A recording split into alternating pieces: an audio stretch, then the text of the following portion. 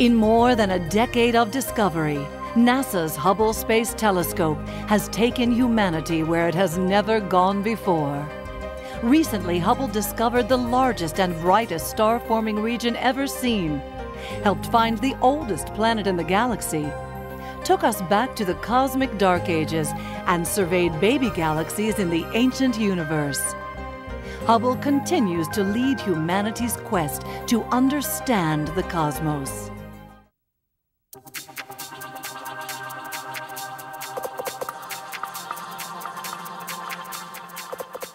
In August 2003, Mars came closer to Earth than at any other time in the last 60,000 years. The Hubble Space Telescope used the opportunity to capture the best ever image of the red planet from Earth. The image became Hubble's most popular observation of the year, as millions of people around the world watched Hubble watch Mars. America's great observatory took people from all over Earth a little closer to our neighbor planet. What happens if a planet gets too close to its parent star? If it's a gas giant like Jupiter, the star's intense heat will boil the planet's atmosphere away.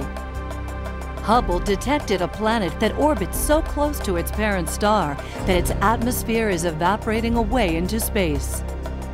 Eventually, enough of it will boil off to leave only a scorched solid core. Hubble also confirmed the discovery of the oldest known planet in our Milky Way galaxy.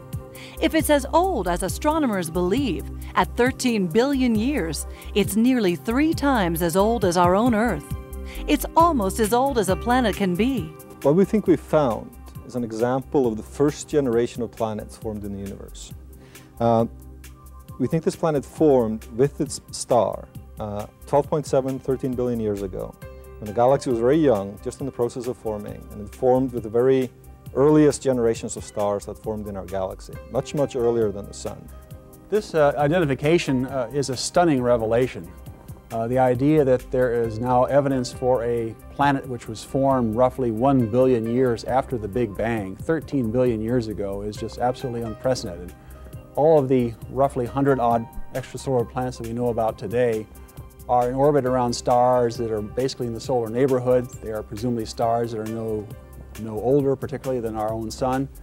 But in this case, we have a star where we presumably could have formed not only a gas giant planet, but perhaps also a habitable planet where life could have arisen and died out long ago, well before we came along to the galactic party. The planet is in an ancient globular star cluster and is part of a system that includes a fast-spinning pulsar and a white dwarf star. Unlike previously discovered planets outside our solar system, which are all in our interstellar neighborhood, this planet is on the other side of the Milky Way galaxy. Its existence and age imply that planets formed very early after the Big Bang and may be far more abundant throughout the universe than previously thought.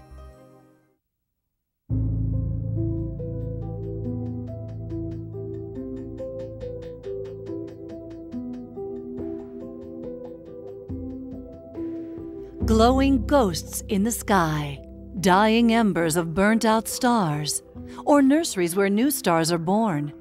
Like no other observatory, the Hubble Space Telescope shows us the secret lives of stars, from cradle to grave. In early 2002, a distant star in an obscure constellation suddenly flared up to become 600,000 times brighter than our Sun. It has since faded, but Hubble has been watching its light echo off the gaseous clouds surrounding it.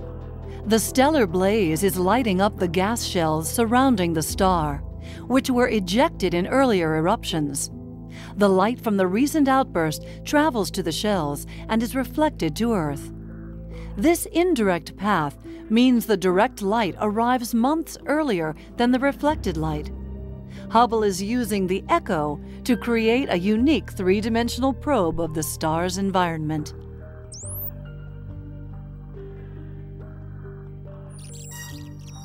Stars are born in colossal cauldrons of gas and dust. Hubble recently imaged the star-forming nebula M17, showing us a blaze of baby stars born in shock waves created by older stars dying in gigantic explosions. The Helix Nebula is one of the largest in the stellar neighborhood. It also formed in the death throes of a star, similar to our own sun. When stars like our sun, or slightly more massive than our sun, die, they lose lots of their outer envelope in a massive stellar wind. And this massive stellar wind enshrouds the star in a dusty molecular-rich cocoon, and then it coasts away from the star.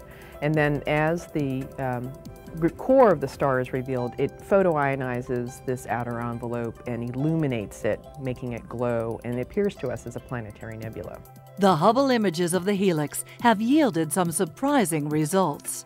What we see when we look with the Hubble Space Telescope is that some mechanism has operated to trap about 1/2 of all of the material that's been ejected by the star into these tiny knots, which are just a few times the size of the solar system.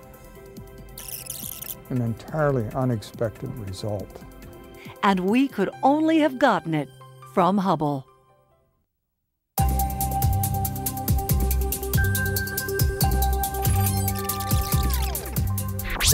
Nature uses the gravity of galaxies to create gigantic cosmic telescopes. The more massive a galaxy is, the more it will bend and focus light from background objects. In 2003, Hubble used galaxy cluster Abell 1689 as a natural telescope to see images of galaxies far behind it in the ancient universe. Clusters of galaxies like Abell 1689 can be thought of as cosmic telescopes, and these telescopes magnify the universe that we see behind them. There are two things that we can do with this magnification.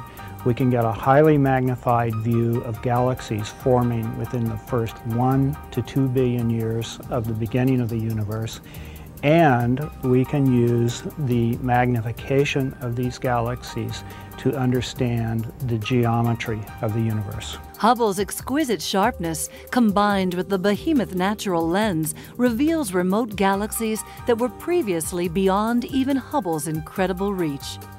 Some of the faintest objects in the image are probably over 13 billion light-years away. Gravitational lensing also helped Hubble spy a mysterious arc of light far away in the early universe. In deep sky images, astronomers noticed a mysterious red arc of light behind a distant galaxy cluster. Astronomers determined that the mystery arc is actually a massive and incredibly bright cluster of newborn stars that has had its light magnified and distorted by the foreground galaxy cluster. The star cluster is over 12 billion light-years away and contains over 1 million brilliant and intensely hot stars. It is a glimpse of the early universe when furious firestorms of star birth blazed across the cosmos. In 2003, Hubble teamed up with the Chandra X-ray Observatory to deliver the goods. The GOOD survey, the Great Observatory's Origins Deep Survey, is the most ambitious survey of the distant universe yet undertaken with Hubble. It targets an area of sky about 60 times the area of the original Hubble Deep Field observations that were taken back in 1995. But going to about similar depths. So we can study the same kinds of objects, we can actually study more distant objects, and we get many, many more of them. And what we're doing is trying to target the earliest phases of galaxy evolution back when the universe was 1, 2, 3 billion years old, and find enough galaxies that we can actually chart the trends of evolution over time. The survey captured tens of thousands of galaxies at all stages of development, making it the richest core sample of the universe ever taken. As we piece together the sizes and distances of all these galaxies, we're building a greater understanding of the formation and development of galaxies like our own. The GOOD survey is like a time machine, revealing more than 10 billion years of cosmic history.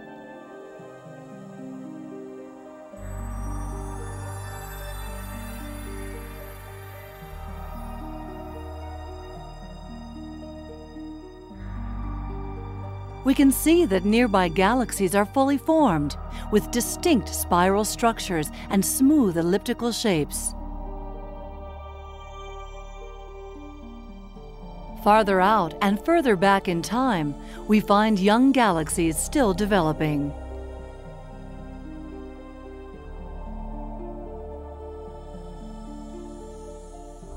And in even younger galaxies in the early universe, the engines of stellar ignition are ablaze with the birth of new stars.